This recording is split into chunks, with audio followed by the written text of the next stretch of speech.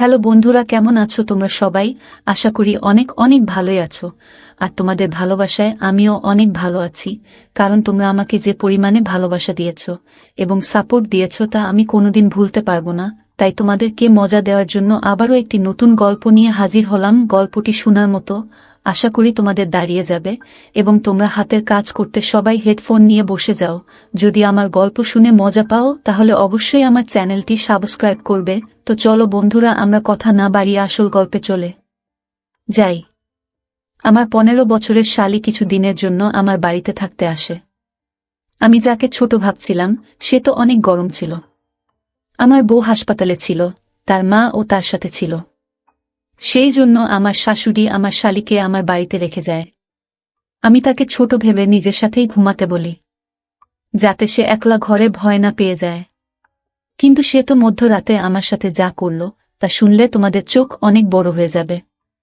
রাতের বেলা 12টা বাজলে আমার দরজায় কেউ কড়া নাড়ে।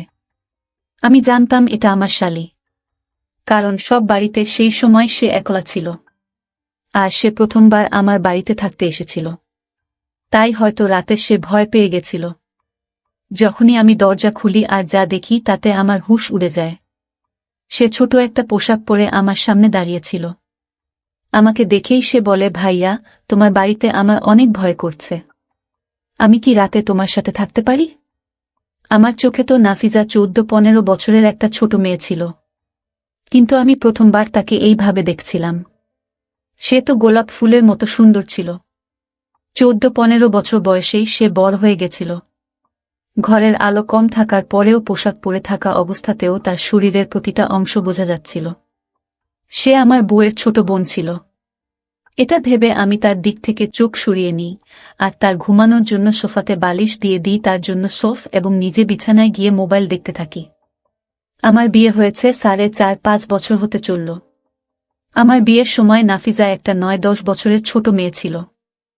আমি আমার শ্বশুর বাড়িতে অনেক কম যাতায়াত করতাম, সেই জন্য আমি এখনো নাফিজাকে ছোটই ভাবি। কিন্তু আমি কি করে জানব যে সে এখন বড় হয়ে গেছে? আমি মন দিয়ে মোবাইল দেখছিলাম আর নাফিজা সোফাতে শুয়েছিল।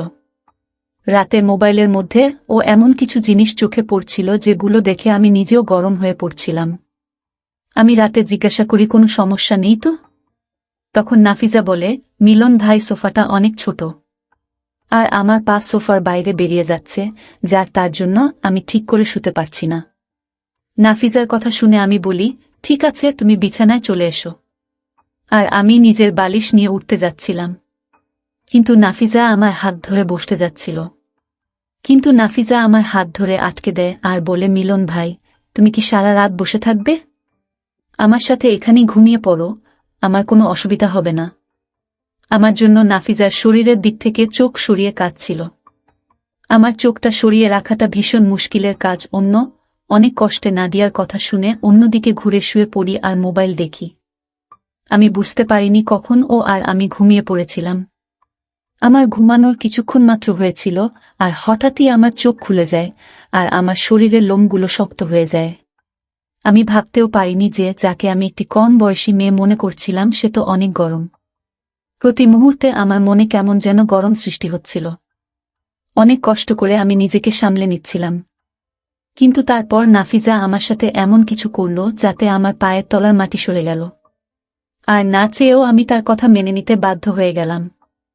আমার আর লিমার বিয়ে হয়েছে 5 বছর হলো। এই 5 বছরের মধ্যে এমন একটাও দিন ছিল না যেই দিন লিমা আমাকে খুশি রাখার চেষ্টা করেনি। সে সবসময় আমাকে খুশি রাখার চেষ্টা করত।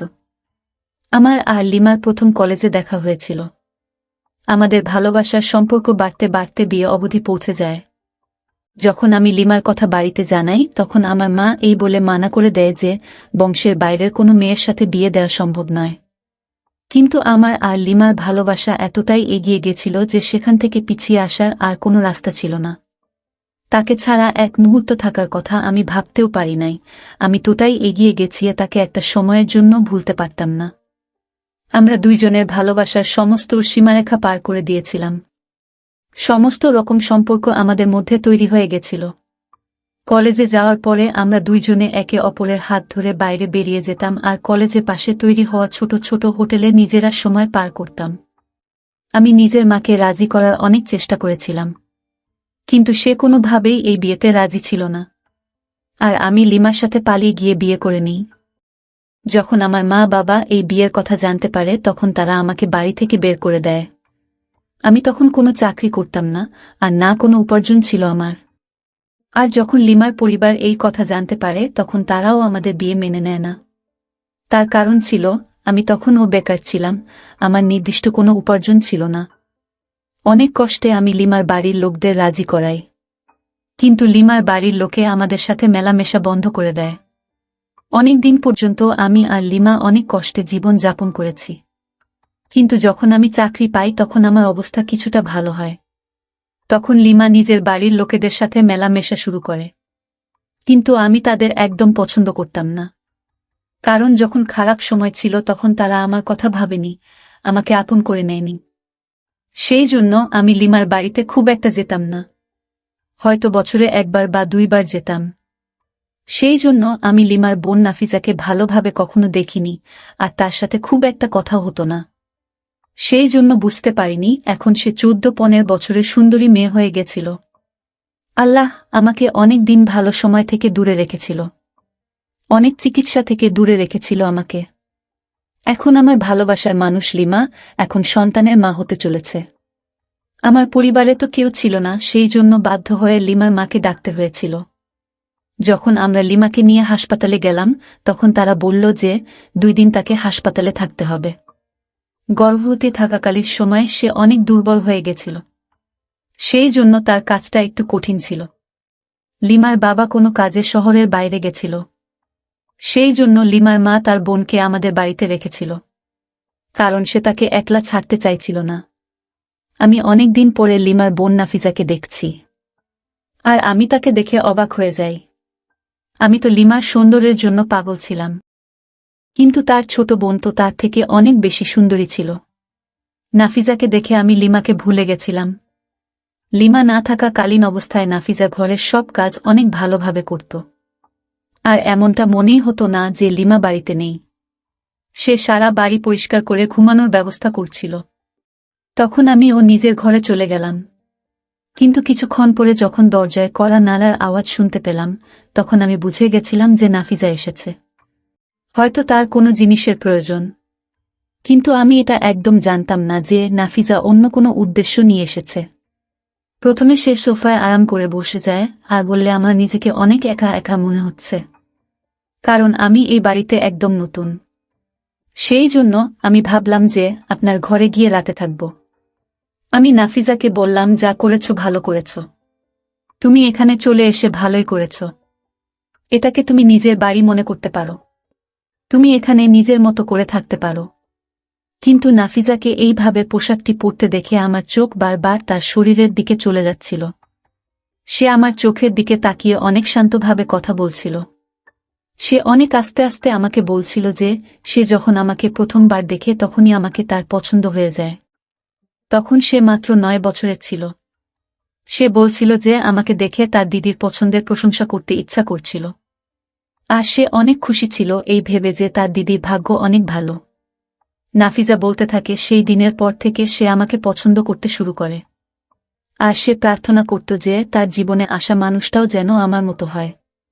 নাফিজা আমার সাথে কথা বলতে বলতে নিজের পোশাকটির ফিতার সাথে খেলতে শুরু করে। সে বলছিল আমার সুন্দর চোখ তার সব সময় মনে করত। সে বলে সে অনেকবার আমার জন্য তার বাবার সাথে ঝগড়াও করেছে, কারণ সে চাইত তার বাবা যাতে আমাকে ক্ষমা করে দেয়, তাকে আপন করে নেয়, কারণ সে আমাকে দ্বিতীয়বার দেখার জন্য পাগল ছিল। আমার সাথে কথা বলতে বলতে সে সোফায় শুয়ে পড়ে, আর আমি অনেক কষ্টে তার দিক থেকে চোখ সরিয়ে মোবাইল দেখতে থাকি। ঘরের পরিবেশ হঠাৎই অনেক বেশি গরম হয়ে যায়। নাফিজা অনেক গরম ছিল, যে আমাকে ভিতর থেকে অনেক গরম করছিল। আমি তো তাকে একটা ছোট মেয়ে ভেবেছিলাম, কিন্তু তার শরীর তো যে কাউকে পাগল করে দেবে। আমার চোখ কিছুক্ষণ পর পরই নাফিজার দিকে চলে যাচ্ছিল। যখন তাকে আমি একটু অস্থির দেখি তখন তাকে জিজ্ঞাসা করি, কি হয়েছে নাফিজা? সে বলে এই সোফাটা অনেক ছোট, তাই আমি এখানে ঠিক করে শুতে পারছি না। এই কথা শুনে আমি তাকে বলি যে তুমি বিছানায় চলে আসতে পারো, আর সোফায় আমি শুয়ে পড়ছি। সে যখন বিছানার দিকে আসতে থাকে বিছানার দিকে আমি বিছানা থেকে উঠে যাই। নাফিজা তখনই আমার হাত ধরে নেয় আর বলে, মিলন ভাই, তোমার চিন্তিত হওয়ার কোনো কারণ নেই, এটা তো তোমার ঘর। আমি বিছানার একদিকে শুয়ে পড়ছি আর অন্যদিকে আপনি শুয়ে পড়ুন। নাফিজার এই কথা শুনে আমি অবাক হয়ে যাই, কিন্তু আমিও আরাম করতে চাইতাম।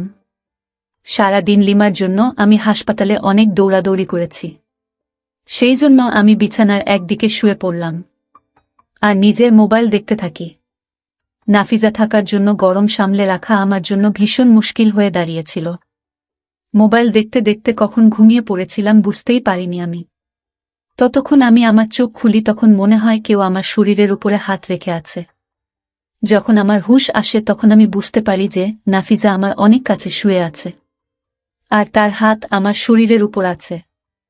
আমার মনের মধ্যে ঝড় উঠে গেল। নাফিজা জেনে বুঝে আমার গরমকে বাড়িয়ে দিচ্ছিল। সে তার কথায় আগেই বলেছিল যে সে আমাকে পছন্দ করে আর রাতের অন্ধকারে সে এইভাবে আমার এত কাছে। এটা দেখে এটা তো প্রমাণিত ছিল যে তার মনে আমার জন্য অনেক কিছু আছে। আমি একটা ছেলে, অনেক চেষ্টা করার পরে ও নাফিজার কাছে যাওয়া থেকে নিজেকে আটকাতে পারিনি আর আমিও তার কাছে চলে যাই। এমন মনে হলো নাফিজা যেন এর জন্যই অপেক্ষা করছিল। নাফিজা যখনই বুঝতে পারে যে আমি তার জন্য অনেক গরম, আমার যখন সমস্ত রকম সম্পর্ক তৈরি হয়ে যায়, দুইজনেরই চাহিদা যখন পূর্ণ হয়ে যায়, তখন নাফিজা নিজের ফোনে আমার কয়েকটা ছবি তোলে। যখন নাফিজা আমার অনেক কাছাকাছি ছিল, আমরা পোশাক ছাড়াই ছিলাম। আমি নাফিজাকে বলি, এই রকমভাবে ফোনে ছবি তোলা উচিত নয়। কিন্তু তখন নাফিজা বলে, যখন আমি তার সাথে থাকব না তখন সে এই ছবিগুলো দেখে নিজেকে সান্ত্বনা দেব। আমি তার এক একটা সৌন্দর্যে পাগল হয়ে গেছিলাম। তার সব সৌন্দর্য আমাকে দিয়ে দিয়েছিল। তার নরম গোলাপের মতো শরীর আমাকে পাগল করে দিয়েছিল। আর আমি এটাও ভুলে গেছিলাম যে আমার বউ হাসপাতালে আছে আর সে যে কোনো আছে, সে আমার সন্তানের জন্ম দিতে পারে। কিন্তু আমি কি করে জানতাম যে এটা আমার সব শেষ হবার শুরু ছিল। যখনই আমি হাসপাতালের জন্য রওনা দিই তখনই নাফিজা আমাকে ডাকে আর আমাকে ধরে আদর দিয়ে বলে, আমাকে কিছু টাকা দাও, আমি বাজারে যাব। নাফিজার কথা শুনে আমি তাকে 1000 টাকার 5টা নোট দিই আর আমার কাছ থেকে টাকা পেয়ে সে অনেক খুশি ছিল। আমি তার মুখে একটা আদর দিয়ে হাসপাতালের জন্য রওনা দিই। আমি সারা রাস্তায় অনেক খুশি ছিলাম। যখন আমি হাসপাতালে পৌঁছাই তখন আমার বউয়ের অবস্থা অনেক খারাপ ছিল। ডাক্তার বলে সে মৃত্যুর সাথে লড়াই করছে, যে কোনো সময় যা কিছু হয়ে যেতে পারে। লিমার মা ও অনেক বেশি চিন্তিত ছিল। এই কথা শুনে আমিও চিন্তিত হয়ে পড়ি। সারাদিন আমি লিমার সাথে ছিলাম, কিন্তু লিমার শারীরিক অবস্থার সাথে ছিলাম, কিন্তু লিমার শারীরিক অবস্থার কোনো উন্নতি হয় না। ডাক্তার বলে আরও কিছু দিন লিমাকে হাসপাতালে রাখতে হবে। এই কথা শুনে আমি কেমন জানি একটা শান্তি অনুভব করি। যতদিন লিমা হাসপাতালে থাকবে ততদিন আমি নাফিজার সাথে সময় পার করতে পারব। আমি ডাক্তারকে বললাম, দেখো যেন আমার সন্তানের কিছু না হয়। ডাক্তার আমাকে আশ্বাস দেন। রাত পর্যন্ত আমি হাসপাতালে থাকি। রাতের সময় আমি লিমার মাকে বলি যে নাফিজা বাড়িতে একা আছে, আমার বাড়ি চলে যাওয়াটা উচিত, কারণ হাসপাতালে লিমার সাথে একজন মহিলাই থাকতে পারবে। সেই জন্য লিমার মায়ের থাকাটা দরকার ছিল। আমি যখন হাসপাতাল থেকে বাড়ি ফিরি তখন নাফিজা অনেক খুশি ছিল। সে অনেক শাড়ি কিনেছিল আর এক একটা শাড়ি পরে পরে আমাকে দেখাচ্ছিল। সে তো আমাকে দেখে একটুও লজ্জা পাচ্ছিল না। সে অনেক সহজেই আমার সামনে কোনো পোশাক ছাড়াই ঘুরে বেড়াচ্ছিল। তার পোশাকগুলো এতটাই ছোট ছিল যে তার প্রতিটা শরীর বোঝা যাচ্ছিল। সে যখনই আমার কাছে আসত তখন আমি সব হুঁশ হারিয়ে ফেলতাম। হঠাৎই সে আমাকে জিজ্ঞাসা করে, আমি কি দিদির আলমারি খুলতে পারি? আমি বলি, এটা জিজ্ঞাসা করার কি আছে, তোমার দিদিরই তো আলমারি। তখন সে বলে, তাহলে আমাকে চাবি দাও। আমি তাকে চাবি দিই আর সে আলমারির সব জিনিস দেখতে থাকে। আর যে সমস্ত পোশাক লিমা রাতে পরত সেগুলো বের করে আমাকে দেখাতে থাকে আর জিজ্ঞাসা করে, এর মধ্যে কোনটা তোমার পছন্দ? আমি একটা ছোট নীল রঙের পোশাক দেখাই আর বলি, এটা লিমাকে অনেক মানায়। এটা শুনে নাফিজা সেই নীল রঙের পোশাকটি নিয়ে ঘরে চলে যায় আর অনেকক্ষণ পরে যখন সে ফিরে আসে তখন আমি তাকে দেখে অবাক হয়ে যাই, কারণ লিমার পোশাকটি পরে তাকে লিমার থেকেও বেশি সুন্দরী দেখাচ্ছিল। হঠাৎ সে আমার সামনে এসে হেসে আমাকে জিজ্ঞাসা করে, এই পোশাকটি পরে কাকে বেশি সুন্দর দেখাচ্ছে, আমাকে না দিদিকে? এটা শুনেই আমি তাকে ধরে আর ভালোবেসে বলি, এই পোশাকটি তোমাকে লিমার থেকেও অনেক বেশি সুন্দরী মনে হচ্ছে। আমি তার হাতে থাকা ফোনটা পাশে রেখে দিই আর তাকে ভালোবাসতে শুরু করি। তাকে সেই পোশাকটিতে দেখে আমি কোনোভাবেই আর নিজেকে সামলাতে পারি না। আমি জানতে আর নিজেকে আটকাতে পারি না। আমি ভাবতেও পারছিলাম না যে 14-15 বছরের একটা মেয়ে সুন্দরী কি করে হতে পারে। কিন্তু নাফিজা আমার ভাবনার থেকেও বেশি সুন্দরী ছিল। আর আমি প্রতিটা মুহূর্তে তার জন্য গরম হতে থাকি। সারা রাত এইভাবে পার করি আমি। পরের দিন সকালে যখন আমি হাসপাতালে পৌঁছাই তখন জানতে পারি যে আমার বউ একটা মৃত সন্তানের জন্ম দিয়েছে। এটা শুনে আমার অবস্থা খারাপ হয়ে যায় অনেক। আমার বউয়ের অবস্থা অনেক বেশি খারাপ ছিল। ডাক্তার তাকে ভালো করার সমস্ত রকম চেষ্টা করছিল। সন্ধ্যার দিকে সে যখন একটু ভালো হয়, ডাক্তার তখন তাকে হাসপাতাল থেকে ছুটি দিয়ে দেয়। আমি অনেক সাবধানে লিমাকে নিয়ে বাড়ি চলে আসি। লিমাকে দেখে নাফিজার মুখের রং কেমন একটা হয়ে যায়। সে অদ্ভুতভাবে লিমাকে দেখছিল আর একটা সময়ে সে ঘর থেকে বেরিয়ে যায়। আমি লিমাকে আস্তে আস্তে নিয়ে গিয়ে বিছানায় শুইয়ে দিই। লিমার মা আমাকে তার ওষুধের ব্যাপারে বোঝাচ্ছিল। আমি আর মা বারান্দায় গিয়ে বসি এবং লিমার মায়ের কথা শুনছিলাম। তখনই আমি নাফিজাকে লিমার ঘরে যেতে দেখি। আমি একটু ভয় পেয়ে যাই। তবে আমি জানতাম যে নাফিজা লিমাকে এমন কিছুই বলবে না। কিছুক্ষণ পরে নাফিজা ঘর থেকে বেরিয়ে আসে আর নিজের মাকে বলে, চলো মা, এইবার আমরা বাড়ি ফিরে যাই। আর তারা নিজেদের বাড়ি ফিরে যায়। আমি একবার নাফিজার দিকে তাকালাম যখন সে চলে যাচ্ছিল, কারণ আমি জানতাম আজকের পর থেকে আমাদের দেখা করা অনেকটা কঠিন হয়ে যাবে। কিছুক্ষণ পরে আমি ক্লাস নিয়ে আমার ঘরে গেলাম, তখন দেখি লিমা চুপ করে বসেছিল। আমি তাকে জিজ্ঞাসা করলাম, কি হয়েছে? কোনো ব্যাপার না, একটা সন্তান চলে গেছে তো কি হয়েছে, আমরা আবার দ্বিতীয় সন্তানের জন্য চেষ্টা করব। লিমা আমার দিকে তাকায় আর বলে, যেটা আমি হারিয়ে ফেলেছি সেটা দ্বিতীয়বার আর ফিরে পাওয়া সম্ভব নয়। তার এমন কথায় আমি অবাক হয়ে যাই। এই কথা শুনে আমি তার সামনে বসি আর বলি, এমন কথা তুমি কেন বলছো? তখন লিমা বলে, নাফিজা আমার নিজের বোন নয়, বরং সে আমার পিসির মেয়ে। পিসির মৃত্যুর পরে বাবা তাকে আমাদের বাড়িতে নিয়ে আসেন। কিন্তু ছোটবেলা থেকেই নাফিজা আমাকে ঘৃণা করত, কারণ বাড়িতে সব জিনিস আমার ছিল আর সে সেই সমস্ত জিনিস নিজের কাছে রাখতে চাইত যেগুলো আমার কাছে আছে। বাবা তাকে কখনো কোনো জিনিসের অভাব বুঝতে দেয়নি। তারপরেও সে অনেক হিংসে করত। তার চোখ সেই সমস্ত জিনিসের উপরে থাকত যেগুলো বাবা আমার জন্য আনত, যেগুলো আমি পছন্দ করি। যখন আমার তোমার সাথে বিয়ে হয় তখন তুমি মামাদের বাড়িতে বেশি যেতে না। তখন আমি শান্তি পেতাম যে সে তোমার উপর অন্তত চোখ দেবে না। কিন্তু আমি বুঝতে পারিনি যে সে আমার অনুপস্থিতিতে এত কিছু করবে। লিমা আমাকে বলছিল, নাফিজা যাওয়ার আগে লিমাকে সেই সব ভিডিও দেখিয়ে গেছে আর সব ছবি ও দেখিয়েছে যেখানে আমরা দুইজন একসাথে ছিলাম। লিমার মুখে ওসব কথা শুনে আমি আশ্চর্য হয়ে যাই। নাফিজা সবকিছু ইচ্ছা করে করেছিল আর আমি তার হাতের পুতুল হয়ে গেছিলাম। লিমার চোখে আমার জন্য শুধু ঘৃণা ছিল। সে তার সন্তান ও হারিয়ে ফেলেছিল, তার স্বামী ও এমন।